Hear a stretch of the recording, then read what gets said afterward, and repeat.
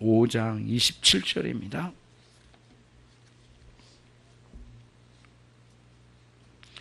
마태복음 5장 27절, 오늘은 30절까지 보겠습니다.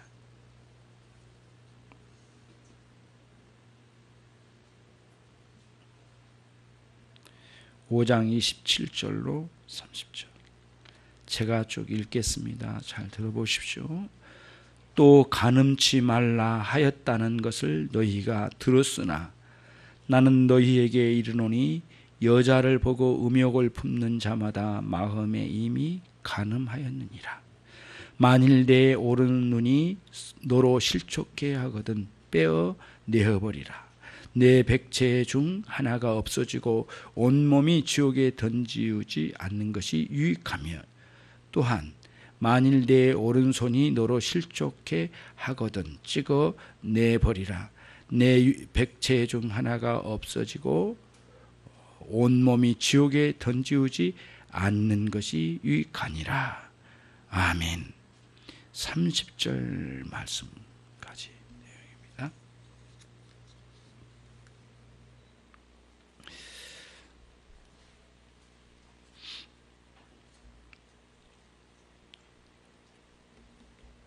예수님께서 6계명의 말씀을 통해서는 생명의 존중함과 인간의 생명의 소중함을 가지고 있는 살인하지 말지라라고 하는 말씀을 통해서 우리에게 가르쳐 주실 때에 우리의 내면에 살인의 감정과 같은 요소들이 내포되어 있는 것까지를 포함하여 이 죄악이라고 하는 사실을 가르쳐 주시고 그런 죄악과 싸워가도록 특별히 우리에게 말씀해 주셨습니다. 심지어는 예배 현장에 들어와 있으면서도 그런 악감정을 다스리지 못하고 있는 것에 대한 문제도 말씀을 해 주심을 통해서 삶의 가장 중심에 있는 예배에서 우리가 눈떠 봐야 할 내면의 죄악상을 살펴서 하나님께 어떻게 살아야 될지를 말씀해 주셨습니다. 그리고 이제는 생명 자체도 소중한 일이지만은 그 생명들이 모여서 사회를 이룰 때에 자, 고개를 드셔요. 사회를 이룰 때 고개를 들어요. 자, 고개를 들어봐요. 사회를 이룰 때에 그 사회를 이루는 첫 번째 출발이 가정인데, 그 가정에 특별히 혼인의 순결함과 가정의 순결함, 그리고 그 가정에 태어나는 아이들의 삶의 순결성을 위하여 매진할 때에 가장 근본적인 대원리를 놓치지 말라. 놓치지 말라.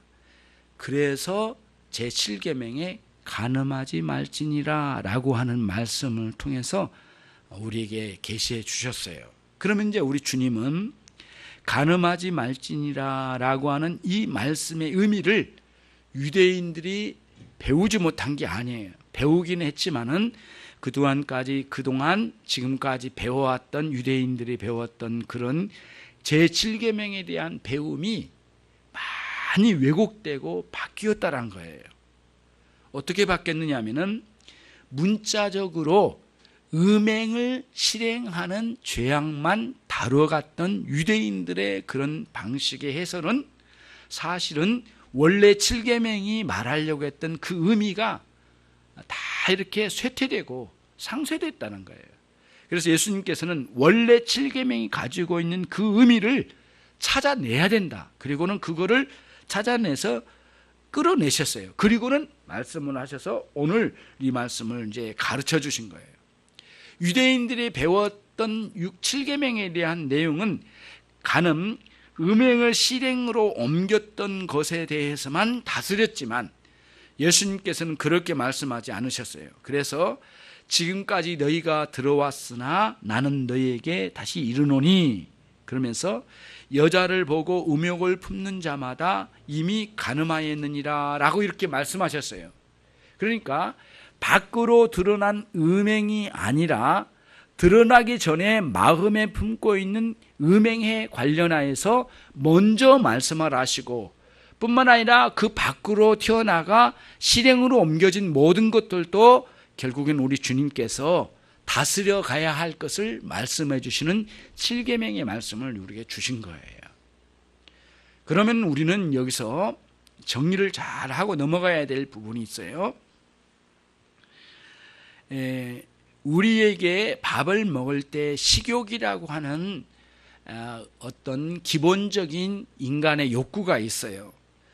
그런 욕구는 하나님께서 주신 선한 선물이에요. 그렇죠? 그래서 건강을 유지하면서 살도록.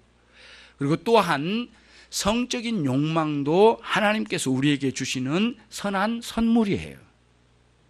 문제는 선한 선물 중에 하나인 성적 욕구를, 이제는 이 욕구를 선하게 합법적으로 쓰여지느냐, 아니면은 이 선한 욕구이긴 했지만은 우리 안에 있는, 내면에 있는 부패한 옛 본성인 죄의 성향이 우리가 가지고 있는 선한 욕구에 강하게 어떤 힘을 이렇게 발휘시켜서 원래 가지고 있는 성적인 욕망은 선한 선물이었지만 이것을 다른 곳으로 끌고 가는, 방향이 다르고 왜곡시켜서 결국은 우리로 하여금 죄악을 저질러서 우리로 하여금 타락으로 떨어지게 만드는 그런 요소를 여기서는 음욕이라고 주님께서 말씀을 해주셨어요. 그러니까 우리는 구분을 잘해야 합니다. 성적인 욕구 자체는 건강한 사람들에게는 누구나 가지고 있는 것이고 하나님께서 주신 선물이에요, 기본적으로. 그래서 그 자체를 부정하는 것은 올바른 가르침이 아니란 말씀이에요. 그래서 여러분들이 알 수 있는 바울 사도가 가르쳐주고 있는 내용 중에 하나인 그 디모데전서 4장으로 한번 가보도록 하겠습니다.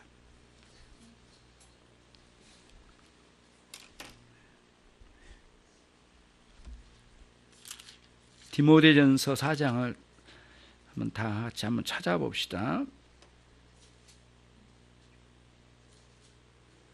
1절부터 제가 읽어 내려갈게요.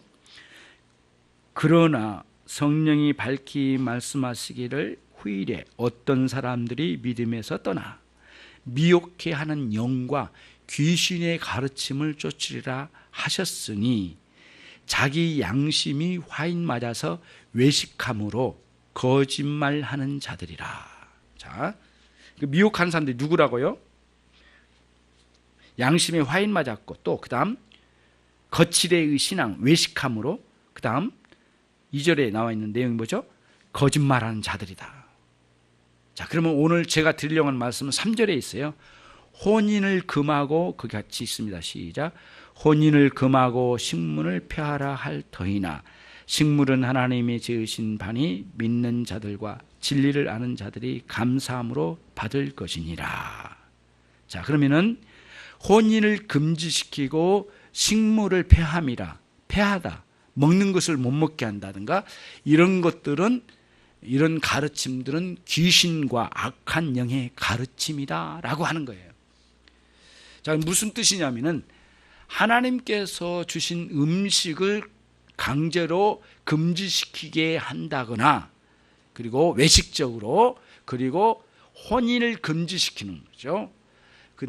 그런 방식으로 종교 생활의 경건에 무엇인가를 이뤄보고자 하는 모든 방식들은 결국에는 왜곡된 것이니 하나님께서 가르쳐 주신 선한 선물을, 허락해 주신 선한 선물을 강제적으로 억제시켜서 외향적으로 종교의 모양을 내려가는 모든 시도는 귀신의 가르침이라고 하는 사실이에요.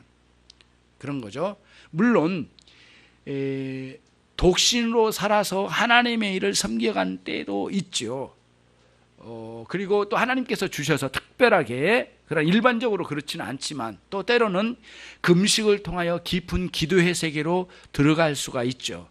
하나님께서 주신 그 뜻을 따라 그렇게 행해 나갈 수 있는 놀라운 은혜의 세계를 열어주실 때도 있지만, 하나님을 사랑하고 하나님의 뜻이라고 확증되지도 않으며 외향적으로 결혼을 금지시키고 외향적으로 종교의 모양을 내기 위해서 금식을 강행시켜 나가는 모든 방식들은 하나님께서 선물로 주신 식욕과 그리고는 성적인 욕망에 대한 강제적인 억제시키는 외향적 종교의 방식은 우리들이 배척시켜야 할 종교의 방식이니, 왜냐하면 그것은 귀신의 가르침이고 악한 영의 가르침이라고 하는 것이에요.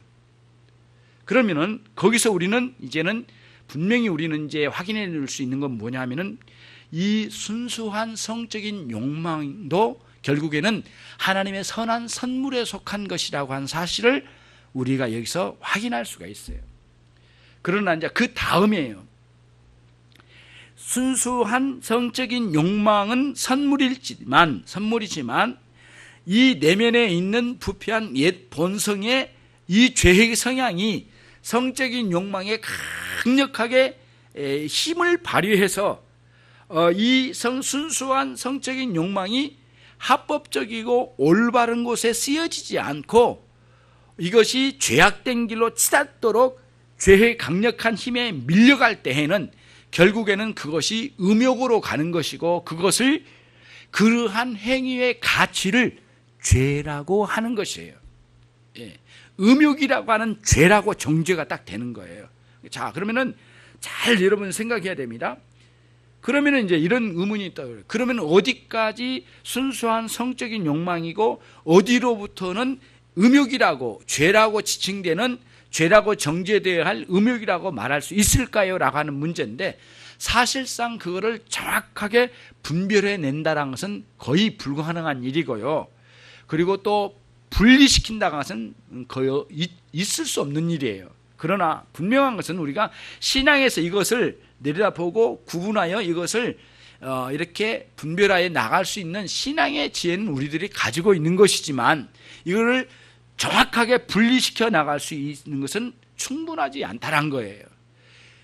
식욕에 있어서도 어디까지가 적절하고 어디로부터 과식인지 정확하게 어느 지점을 딱 갈라서 분리시키기가 어려운 만큼이나 성적인 욕망도 그렇다는 거예요. 그러나 우리가 오늘 우리 주님께서 말씀해 주신 말씀을 통해서 조금 더 내려가 보면 이런 음욕이 무엇인지를 조금 더 알 수가 있어요. 자, 그래서 여러분 본문으로 돌아오면 28절에 같이 한번 읽어보겠습니다. 같이 전체 보십시다. 28절 시작. 나는 너희에게 이르노니 여자를 보고 음욕을 품는 자마다 마음에 이미 가늠하였느니라. 여기서 음욕을 품다라고 하는 그 부분이 있죠. 이 부분에 같이 쓰여진 전치사가 프로스토라고 하는 전치사 두 개가 붙어 있는데요. 여기서 프로스라고 하는 게 뭐냐면은 그 정확한 목표 지점을 향하여 달려가는 의미가 있어요. 자, 다시 말씀드릴게요. 여기서 품는다고 되어 있는데 정확한 목표 지점을 향하여 달려가는 거예요. 다시 말하면 이런 거죠. 성적인 욕망이 우리 안에 일어나는, 덮어놓고 마음에 그렇게 일어나는 것 그 자체를 여기서 음욕이라고 말하지 않고요. 여기서 말한 것은 구체적으로 어떠한 인간의 의지를 가지고 목표 지점을 향하여, 정확히 구체적으로 어떤 목표 지점을 향하여 갖는 음욕을 말하는 것이에요. 그런 거죠. 이런 그 합법적인 결혼을 통하여 허용되어진 그러한 성적인 그런 생활의 밖에 벗어난 그런 것에 어떤 목표 지점을 향하여 정확하게 가지고 있는 자신의 정욕적인 생각이 달려가는 것, 그리고 거기에 자기 의지를 가지고 이미 알고 있으면서 자기가 의지를 품고 자기 의지가 거기에 개입돼서 그 목표를 향하여 달려나가는 이 성적인 욕망에 왜곡된 방향으로 끌고 가는 그 무엇이에요? 이것이 음욕이라고 하는 것이에요. 여기서 말하는 음욕. 성적인 기본적으로 선하게 주신, 그리고 기본적으로 주신 성적인 욕망과는 다른 면이 있어요. 이 악한 자기의 의지가 개입된 그런 어떤 목표를 향하여 정확하게 달려가는 그러한 음란한 마음의 그런 지속적인 것을, 생각을 말하는 것이, 이것을 우리는 여기서 우리 주님 말씀하시는 음욕을 품은 자마다라고 할 때의 의미가 여기에 담겨져 있다, 이런 말씀이에요. 그러니까 28절에 여기서 그런 거죠. 그렇게 하려고 하는 의지가 담겨져 있어요. 그러니까 그렇게 하려고 하는 확실한 의도가 자기 마음에 내포된 상태에서 가지고 있는 음욕이에요. 그것을 여기서 이야기하고 있거든요. 예, 그것을 이야기해요. 그리고 또 하나 생각해야 될 게 또 하나가 뭐냐면은 제7계명을 이제 재판을 할 때, 이제 유대인들이 재판을 할 때는 이 계명을 가지고 정확하게 재판을 했거든요. 너는 몇 계명을 어겼냈다. 너는 몇 계명을 어겼구나. 그래 너는 그러니까 여기에 해당되는 것은 너는 어떻게 너는 벌을 받아야 된다. 이렇게 판사가 재판을 내릴 거 아니겠습니까? 그때마다 제7계명을 가지고 말할 때는 항상 7계명을 가지고 언도를 내릴 때에는 누구에게 내리냐면 기혼자들에게 내렸다고 그래요. 유대인들은. 그러니까 제7계명은 기혼자, 결혼한 사람들에게 한도 내에서만 제7계명을 가지고 다스렸다는 거예요. 그런데 주님은 그렇게 말씀하지 않으신 거예요. 그래서 오늘 말씀에 보면은 28절에 중간에 보시면 음욕을 품은 뭐라겠어요? 자마다 그랬어요. 자마다. 음욕을 품은 자마다. 굉장히 중요한 면을 가지고 있어요. 음욕을 품은 자마다라고 그랬어요. 음욕을 품은. 그러니까 기혼자만이 아니라 결혼하지 않는 모든 사람들에게 이르기까지 가지고 있는 이 음욕의 문제를 주님께서 지금 말씀하고 계신다는 것을 생각해야 돼요. 그렇죠? 그러면서 이제 우리는 여기서 이제 생각해야 될 게 그거예요. 이런 성적인 욕망 자체는 선하게 주신 선물이지만 우리 안에 문제의 핵심은 어디 있느냐면은 이런 선한 욕망에 충동질해서 우리를 왜곡된 데로 끌고 가려고 하는 우리 내면에 있는 죄의 성향이에요. 그런 죄의 성향을 일으키는 그 주체가 누구냐면은 여러분과 제 안에 있는 뭐예요? 옛사람이에요. 옛 본성이라고 그래요. 거듭난 신자 안에서는 하나님을 믿음으로 살고자 하는 사람들의 그런 자아는 새로운 자아, 새로운 본성, 새 사람이라고 해요. 그러나 여전히 하나님을 등지면서 내 마음대로 막 살아버리려고 하는 모든 그러한 삶의 태도를 가지고 가는 새로운 그 옛 자아가 있어요. 여전히 옛 자아도 아직도 남겨져 있는 거예요. 그러나 신앙으로 바르게 살고자 하는 강한 은혜의 욕구가 강렬하면 옛 자아는 거의 시들다시피 해서 죽어가듯이 가는 거예요. 그러나 하나님 뜻대로 살아가려고 하는 마음을 가지고 이렇게 갈 때는 그런 것들은 이렇게 옛 자아는 죽어가지만은, 그러나 이제는 하나님의 은혜를 잃어버리고, 그리고 하나님 뜻을 향해 살아가지 않으려고 하고, 그리고는 자기 욕구대로 마음대로 방종하여 살아가려고 할 때는 옛 자아는 강력한 힘을 발휘해요. 그러니까 여러분 안에 은혜가 빠지면 자동적으로 여러분 안에는 그 옛 본성의 힘을 더해주고 그 다음에 거기다 협력을 더해주는 거예요. 그리고는 오히려 그 옛 자아에 응원을 해요.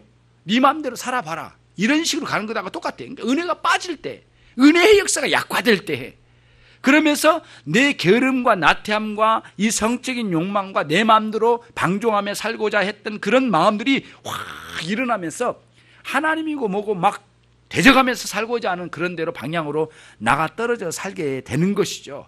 그런 옛 자아, 옛 사람의 근본적인 성향이 가지고 있어요. 그 성향은 우리 안에 있는 다양한 욕구들에 대해서 강력하게 이렇게 분출시켜서 그것을 왜곡된 대로 가서 우리로 하여금 이 팔복의 삶을 망가뜨리고, 그리고 원래 우리에게 소유하라고 주셨던 빛과 소금의 사명 자체를 짓밟고 내 마음대로 방종하며 살도록 이끌어내버린다는 것이죠. 이 옛 자아가 일으켜가는 죄의 성향이 그렇게 가는 거예요. 예, 그렇죠? 그것을 얘기하는 거예요. 그러니까 그러면서 그 합법적인 그 성적인 욕망을 합법적으로 풀어낼 수 있는 길도 무너뜨려 버리고, 이런 그 울타리를 무너뜨리고 자기 길을 벗어나게 만드는 거죠. 그러면서 하나님께서 주신 그 뜻을 아주 그 완악한 마음으로 짓밟아 버리고 자기 마음대로 가버린 거예요. 그리고 하나님의 뜻을 대항하는 그런 삶을 살게 만들어 버린 거죠. 그러면서 자기 안에 있는 양심은 강력한 그 뭐랄까요, 이렇게 양심의 가책에 시달리고, 또 주신 계시의 말씀에 의한 율법의 정죄를 받고, 그리고 그렇게 음욕을 따라서 살아가면은 악한 사단이 가만두지 않아요. 그런 사람들은 더 그런 환경으로 가도록 몰아넣고, 또 그런 기회를 더 제공하고, 그리고 세상은 그것을 즐거워하고, 또 세상은 그걸 조장하는 거죠. 그리고 어느 순간에 음행의 노예 생활을 하면 어느 순간은 세상은 그런 사람들을 끌어내다가 그런 생활 속에 있는 그 노예 생활하고 있는 성적인 욕망에 끌려다니는 노예 생활하는 그 비참한 인생을 끌어내요. 세상 가운데 노출시켜 사람들에게 완전히 내던져버리죠. 그러면은 죽은 짐승을 길바닥에 내던지는 것과 같은 상황으로 떨어지게 되는 거예요. 그런 사람들이 오늘날 매스컴에 이렇게 내던져지는 그런 현상들을 많이 봐요. 음욕으로 멸망한 사람들을 수도 없이 많이 봐. 그거는 광야에서도 너무 많이 봤던 거예요. 모압 평지에서 수많은 사람들이 음욕으로 멸망해 죽었다는 사실을 알고 있어요. 오늘날도 마찬가지예요. 예. 인류 역사에 음욕으로 말미암아 음욕을 다스리지 못하고 선한 선물이라기보다는 음욕의 완악함으로 떨어져서 멸망한 사람들이 엄청나게 많은 거예요. 헤아릴 수 없는 많은 사람들이 있어요. 오늘도 그 멸망으로 치달아 죽어간 사람이 수도 많은 사람들이 있고, 그런 음욕의 노예 생활에 허덕이다가 결국에는 비참한 꼴을 면치 못한 사람들을 많이 보았다는 거예요. 주님은 음행을 저지르는 끝부분이 아니라 음행을 저지르려고 하는 첫 번째 거기에 이 옛 본성이 치닫게 만드는 그 욕구의 분출, 그 순간부터 다스려가라고 주님 말씀하신 거예요. 그 죄의 출발부터요. 이렇게 주님 말씀하신 거예요. 그러면서 이 죄에게 근본적인 내면의 세계에서 일어나가는 출발부터 억제시키고 그걸 죽여가고 하나님의 뜻에 따라 정신을 차려서 은혜 안에서 바른 길을 행하여 빛과 소금의 역할을 이 땅에서 보여주라는 거예요. 그런데 그리스도인이라고 하는 사람들 속에도 이러한 주님의 가르침을 다 망가뜨리고 결국에는 자신 안에 내적인 음욕을 키워가며 그러면서 이걸 발전시켜가고, 그리고 그런 것 기회를 노리기도 하고, 심지어는 그런 기회가 오면은 마음껏 그것을 펼쳐가면서, 심지어는 사람들이 못 봤기 때문에 안전하다라고 생각하는 거짓된 속임수에 놀아나는 사람들이 많이 있는데, 그들은 그리스도인의 삶을 아예 버리려고 하는 의도를 깔고 하나님을 향한 대적의 삶을 살고자 하는 사람들이기 때문에, 그렇게 살다가는 하나님 때가 되면 엄중한 방식으로 내리치실 때가 있으시다는 사실을 명심하는 여러분들이 돼야 되겠어요. 혹시 우리 가운데 지금도 음욕의 그런 유혹을 받아 질질 끌려다니는 노예 생활이라면 오늘 당장 그런 환경도 버리고 그런 관계도 버리고 전적으로 하나님께 충성스러운 마음으로 자기 삶과 자기의 내면과 하나님과의 관계, 자기의 가정과 그리고 사회생활의 전면에 성결한 삶을 구축하는 여러분들이 되시기를 바랍니다. 그렇게 하시면 하나님 여러분들에게 큰 은혜의 세계로 인도해 주실 것이고, 성적인 욕망에 노란한 것에서 느꼈던 어떤 희열 같은 것이 있었다면 그건 잠시뿐이고, 우리를 죽이려고 하는 희열이라면, 마약의 희열과 같은 것이라면, 이제는 하나님께서 더 은혜로 이끌어 가시게 되면, 그런 걸 버리고 돌아오면 그보다도 더 크고 영원한 기쁨과 즐거움으로 하나님께서 여러분들을 인도하시게 되실 거예요.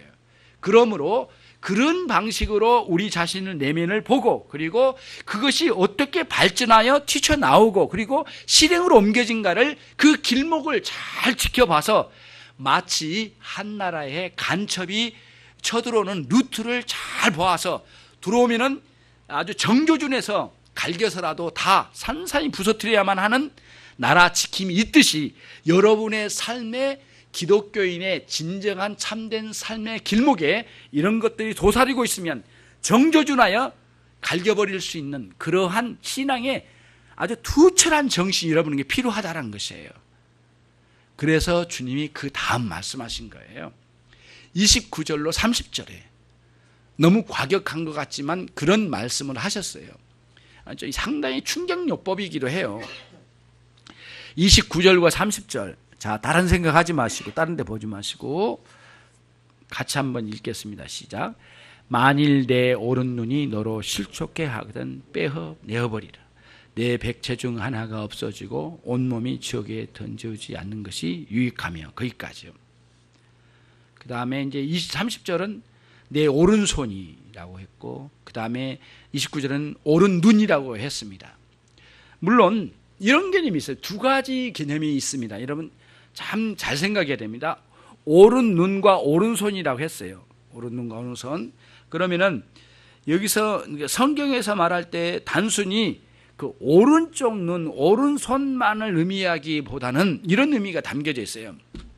좀 이중적인 면이 있는데 올바른 눈, 올바른 손의 행위. 예전에 너에게 줄 때는 올바른 눈의 사용, 올바른 손의 활동 이런 걸 목적으로 해서 주었지 않았겠느냐. 그런데 이것이 혹시 죄를 범하는데 주동으로 했다면 그것을 뽑아버리고 잘라버려라 이렇게 말씀하신 거예요. 근데 여러분 이제 이 말씀에서 우리는 여러분과 저는 분명히 알고 있어요. 뭐를 알고 있냐면 이거를 문자적으로 적용할 수 있는 것은 아니라는 건 알고 있어요. 그렇죠? 문자적으로 그런데 실제로 기독교 역사에 극단적인 금욕주의자들은 실제적으로 눈을 뽑고 손을 잘라버리는 일들이 있었어요. 실제로 있었단 말이에요. 네. 근데 그거는 굉장히 어리석은 성경 해석의 방식이에요. 오늘날 그와 흡사한 그런 집단들이 이 이슬람권의 또 극단주의자들 속에는 그런 게 있다고 그러잖아요. 지금도 그러다잖아요. 그래서 눈을 뽑아버리고 손을 자르고 그리고 심지어 공개적으로 목을 자르고 막 이런 극단적인 방식으로 이렇게 치닫는 것은 그거는 굉장히 어리석은 성경의 해석의 방식이란 거예요. 이런 것을 이제 생각해 보면 그러면 왜 우리 주님은 여기서 그렇게 눈을 뽑고 손을 잘라고 하는 굉장히 극단적인 방식의 내용으로 말씀하셨을까요? 이 죄에 대한 음욕의 죄에 대한 심각성을 잘 모르기 때문에 깨우려고 하는 의도가 많이 있으신 거예요. 왜냐하면 음욕에 빠진 사람들은 그게 즐겁거든요. 좋거든요. 그러니까 여기에서 자기 스스로를 볼 수 없는 이렇게 마약에 마취된 것 같은 그런 느낌이 있어요. 그런 것을 깨우시는 강력한 방식으로 말씀하신 거예요. 그러면서 본래의 의미는 무엇이냐면은 그런 죄, 음욕을 낳게 하는 근본적인 그 대상자, 근원자, 그것을 잘라버리라는 것이에요. 그거를 생각하고 들어가게 만드는 거예요. 그럼 만약에 문자적으로 손과 눈을 뺀다면 그게 될 것 같습니까? 됩니까, 여러분? 그래서 눈 하나 없고 팔 하나 없는 사람이 죄를 안 짓고 돌아다닙니까? 천만의 말씀이에요. 그러지 않아요. 예. 그러니까 저는 직접 보지는 못했습니다만은 옛날에 어른들이 이런 말을 해요. 노름을 하지 말라고 하니까 끊었어. 근데 또 가서 노름을 또 해. 그러지 말라고 또 말려서 자기 자신도 싫은 거야. 결국에는 안 돼가지고 도저히 안 돼서 자기 팔을 잘랐대요. 예. 자살은 할 수 없고 결국에는 내가 노름을 하지 말아야 되겠다. 그래서 화투짝을 잡은 오른손을 찍어가지고 잘라버렸대요. 예. 실제로 있었던 일들이라고 그래요. 저는 이렇게 직접 본 건 아니었지만 잘랐대요. 그리고는 몇 년이 지났어요. 수술을 하고 접합 수술이 아니라 아예 없는 상황이죠. 그래 나중에는 의족을 해가지고 이렇게 의족처럼 이렇게 손을 이렇게 나무로 없나 아니면은 쇠로 만들었는데 또 노름판에 또 간 거예요. 그래서 쇠꼬챙이 끝에다가 화투짝을 끼워놓고 노름을 하고 있더래요. 그러니까 이게 뭐냐면은 잘라도 그 죄가 억제된 건 아니에요. 주님께서 그거를 모르시고 29절 30절을 말씀하실 이유가 없거든요. 뭐냐면은 여기서 말씀 잘 새겨 들어라. 너의 죄가 손으로 눈으로 실행되기 전에 그 죄의 근원지가 무엇이냐 그걸 보란 거예요. 아까 제가 말씀드린 그 죄의 근원지는 어디예요? 옛 본성이란 거예요. 단순한 성적인 욕망 자체가 아니라는 거예요. 무슨 말씀인지 알겠죠? 그 성적인 욕망을 치닫게 하는 옛 본성이에요. 부패한 옛 본성이 그 선한 성적인 욕망에 강력한 힘을 발휘해서 밀어붙일 때 오는 현상인데 그 옛 본성, 죄악된 옛 본성과 싸워가는 죄의 싸움에서 이겨가라는 거예요. 그 근원지가 발견되면 너는 즉각적으로 그것과 싸워나가는 거예요. 어느 정도까지 팔을 잘라버리고 눈을 뽑듯이 그렇게 강력하게 대항하여 싸워가야지 적당히 협상해서 될 일이 아니다 이런 거예요. 그러면 어떻게 할까요? 어떻게 하면 옛 본성이 죽어갈까요? 그 문제예요. 여러분 신앙생활이라고 하는 기독교의 신앙생활을 다른 종교의 종교생활과 흡사하게 끌고 가려고 한 사람은 모두 끝난 거예요. 실패했어요. 그 사람은 신앙생활 출발도 못 시킨 거예요. 그거를 꼭 아셔야 돼요, 여러분. 기독교 신앙은 매우 복잡한 면이 있고요. 매우 깊은 의미가 많이 담겨져 있어요. 그래서 예수 믿고 구원받는 너무 간단한 말씀 가지고 교회 들어오신 분은 속으신 분들이에요. 그렇게 간단하지 않기 때문에. 그래서 믿음이란 무엇이냐라고 하면 여러분 정말 놀라운 게 있는데 믿음은 예수님과 함께 내가 십자가에 못 박히는 거예요. 갈라디아서 2장 20절 말씀. 내가 그리스도와 함께 십자가에 못 박혔나니 라고 하면서 끝부분에 믿음에 대해서 나와요. 여러분과 저의 믿음은 뭐라고요? 그리스도의 십자가에 못 박는 거예요. 그때 그 못 박는다라고 할 때 그 못 박혔나니라고 할 때 현재 완료형으로 됐거든요. 현재 완료형이라는 게 무슨 뜻이냐면은 그 의미가 뭐냐면은 내가 10년 전에 주님을 영접하여 새로운 삶을 살기 시작했어요. 그러면 어떻게 돼요? 그때부터 내가 그리스도와 함께 십자가에 매달려 버린 거예요. 못 박힌 거예요. 그런데 이 못 박힘은 매일 못 박힌 상태를 유지하는 거예요. 이게 핵심이에요. 갈라디아서 2장 20절의 말씀을 여러분 되새기고 되새겨 봐야 돼요. 자, 그러면은 내가 십자가에 못 박힌다라고 할 때 내가는 누구냐면은 내 안에 있는 옛 본성이에요. 아까 성적인 선한 선물로 주신 성적인 욕구에 강력한 힘을 내치게 만드는 내적인 그 죄의 성향, 그 뇌의 죄의 성향을 이렇게 발휘시키는 옛 본성이에요. 옛 본성. 하나님을 대적하며 내 욕구대로 막 살아버리려고 하는 그런 옛 본성. 그 옛 본성을 십자가에 못 박아버려야 돼요. 예. 가차없이 눈을 뽑아버리고 손을 잘라버려야 된다는 거예요. 그런 관점이에요, 여러분. 그러니까 매일 십자가에 못 박힌 대로 살아가야 돼. 근데 어느 날 그 못을 살짝 빼고 옛 본성 못을 빼고 한번 살아보자. 내 마음대로 내 욕구대로 살아보자 하라고 하는 사람들은 믿음의 삶을 살고자 하는 것을 포기한 거죠. 이런 관점을 잘 보면은 오늘 주님께서 눈을 뽑아라 손을 잘라라고 하는 의미가 다가오기 시작하는 거예요. 그래서 어떻게 현실적으로 할 수 있느냐의 문제가 또 남아있는데 그건 뭐냐면은 여러분과 저의 삶에 하나님의 큰 은혜의 역사가 필요해요.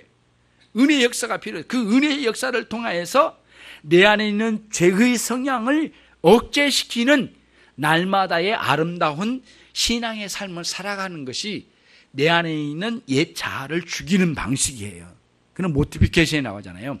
죄 죽음의 원리를 따라 사는 방식이에요. 이게 신앙생활의 핵심 부분에 있어요.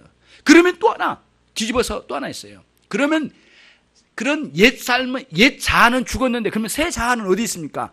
새 자아는 무덤에서 부활하신 예수님과 함께 날마다 새롭게 부활하여 살아가는 삶으로 나가는 거예요. 두 가지 작용이에요. 옛 자아는 죽어가고 새 자아는 자꾸 살아가는 거예요. 은혜의 의욕적인 삶이에요. 하나님의 뜻이 무엇이냐? 그리고는 아까 앞에 있는 그 전에 있는 말씀, 팔복의 말씀의 뜻을 따라서 천국의 백성의 의도를 따라서 살아가는 거죠.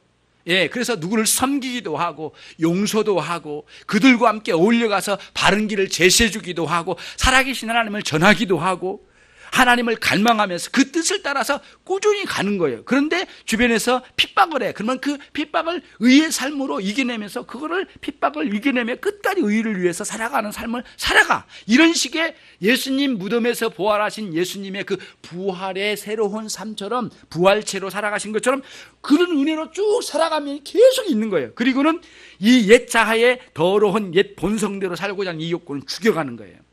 옛 욕구는, 옛 본성의 욕구는 죽여가고 새로운 은혜의 욕구를 따라 살고자 하는 열망을 가지고 막 나가는 이런 삶이 신앙생활의 핵심을 이루어요. 그렇죠? 은혜의 삶을 잘 살아가고 죄된 삶을 죽여가는 두 가지 작용을 잘 할 줄 아는 신앙의 생활을 하는데 그때 가장 강력하게 요구된 게 뭐예요? 그게 필요한 게 있어요. 그 뭐냐면 하나님의 말씀이에요. 말씀의 깨달음, 묵상이에요. 그리고 뭐예요? 기도예요. 이번 수련에서 그 원리를 깊이 좀 말씀을 드리고 싶어서 말씀 묵상과 기도라는 제목을 가지고 이번 수련회를 준비하려고 해요. 말씀 묵상과 기도, 그 원리를 실천해 나가는 방식이에요. 그리고는 나에게 맡겨진 사명이 있을 거예요. 그 사명을 투철하게 감당한 거예요.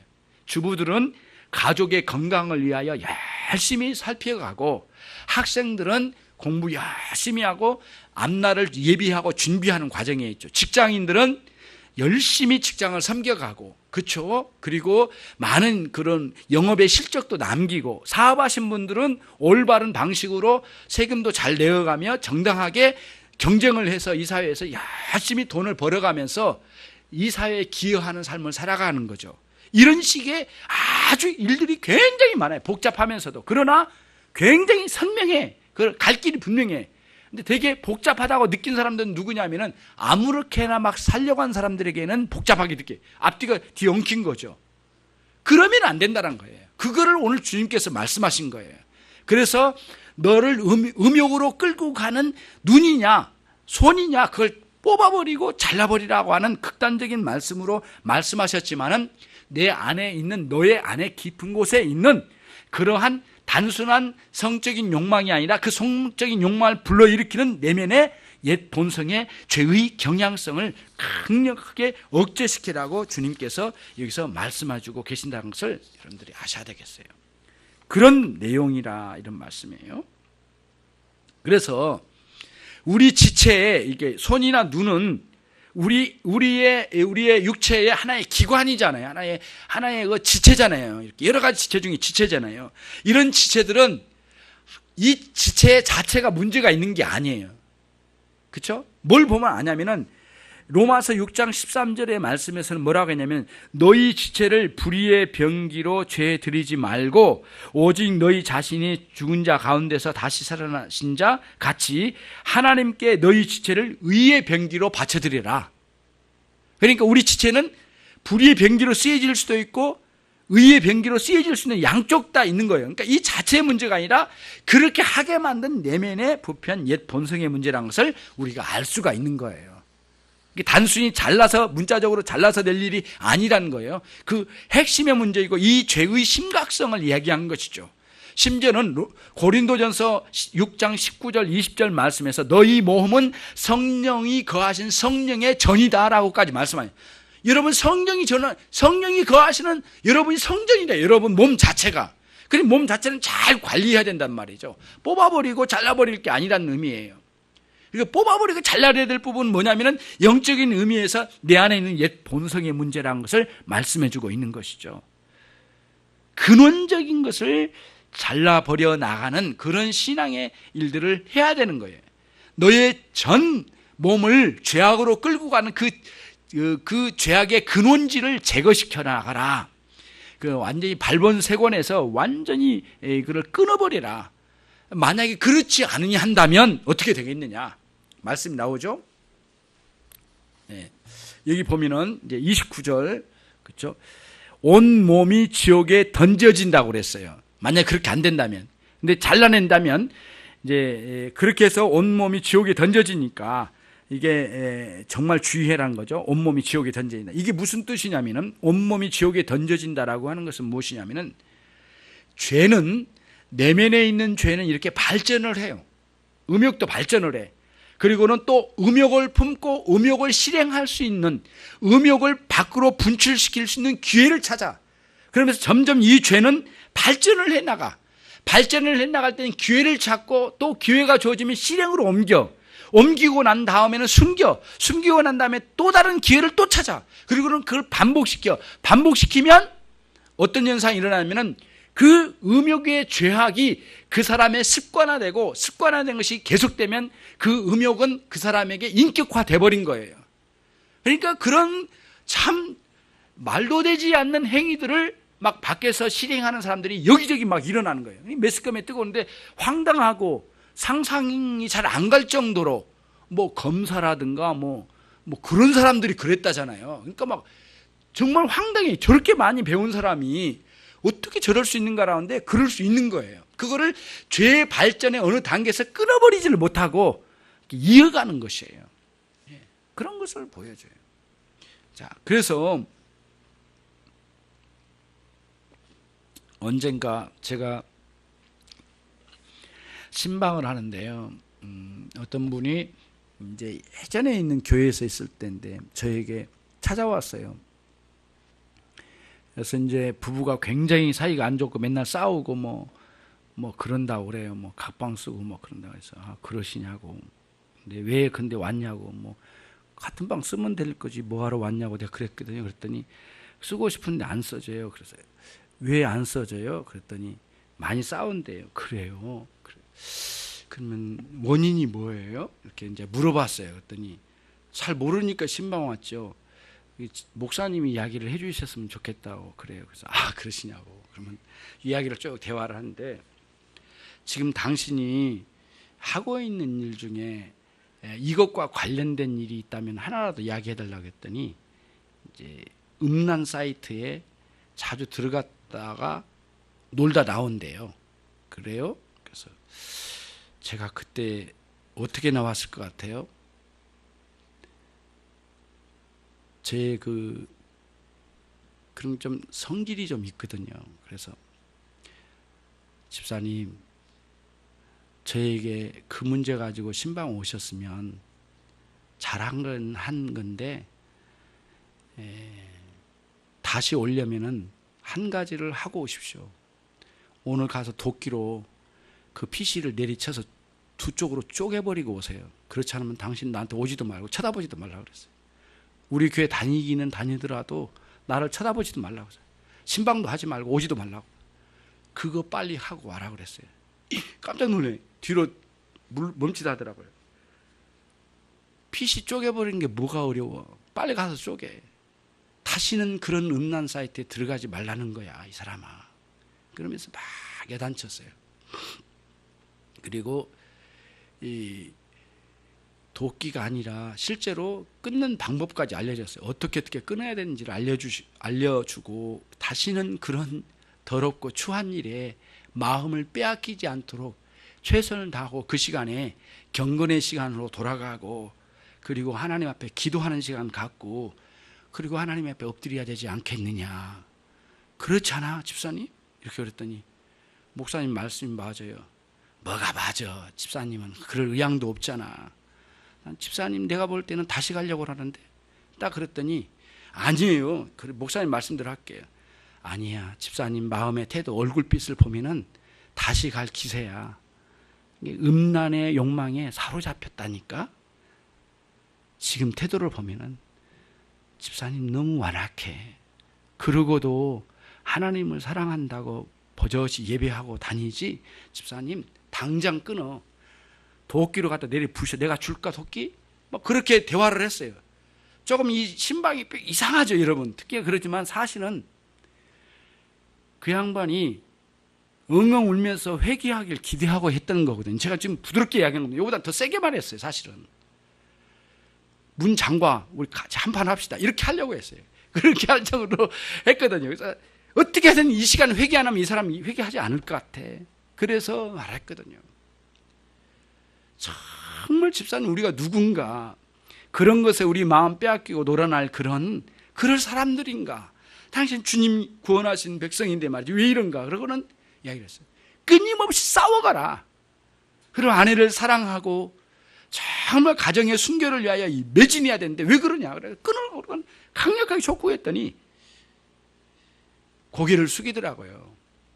집사님이나 나나 얼마나 주님 앞에 완악한 모습들이 많은지 한번 보자고.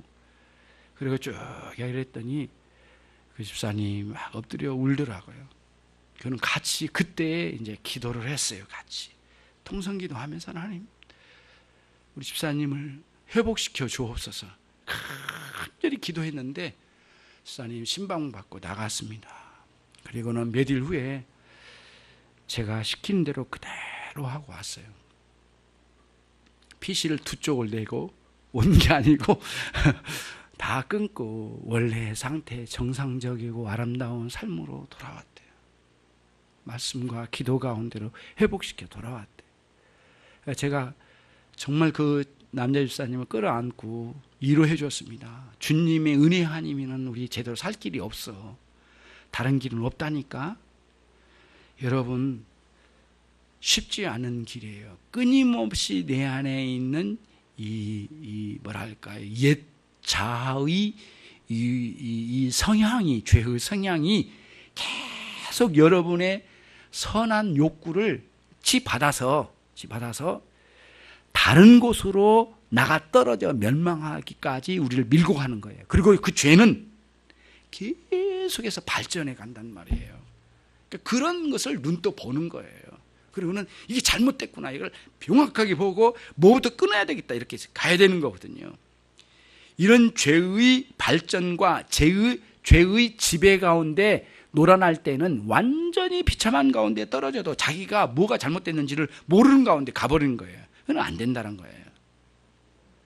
오늘 말씀이 그런 의미예요. 그런 말씀이에요. 철저하게 싸워가며 바른 길로 가는 거예요. 예. 그러니까 외향적으로 뭘 잘해야 되겠다, 이게 아니라 내면의 죄와의 싸움이 실제적으로 있어야 돼요. 은혜의 세계를 누려야 돼요. 기도하지 않으면 되죠. 전심으로 하나님께 기도하면서, 그리고 내가 해야 할 사명이 있잖아요. 그 사명을 잘 아름답게 감당하려고 최선을 다하는 삶으로 나가지 않으면 안 된다는 거예요. 그거를 여러분들에게 오늘 이 시간 말씀드리려고 한 거예요. 철저히 이것을 여러분 신앙생활에 아름답게 살아가는 거예요. 얼마나 멋지고 아름다운 삶이 되는 겁니까? 그러면 결혼생활에 주어진 합법적인 성생활에 정말 여러분과 제가 올바른 길을 성생활로 가야지, 하나님 허용하지 않는 그런 방식으로 가는 모든 것들을 폐기시키고 싸워가려고 불태워버리려고 하는 마음의 열정을 가지고 하나님을 사랑해 가야죠. 하나님 사랑한다고 다른 길로는 다른 길로 간다면 안 되는 거예요. 이 죄의 경거망동을 내리칠 수 있는 강력한 은혜의 역사가 여러분과 여러분 가정에 있기를 주님의 이름으로 축원합니다. 기도하겠습니다.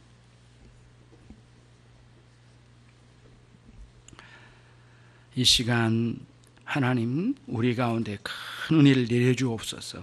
부끄러운 저희들에게 은혜의 세계를 열어주시고 이런 옛 자의 죄의 성향에 대항하게 하옵소서. 기도하겠습니다.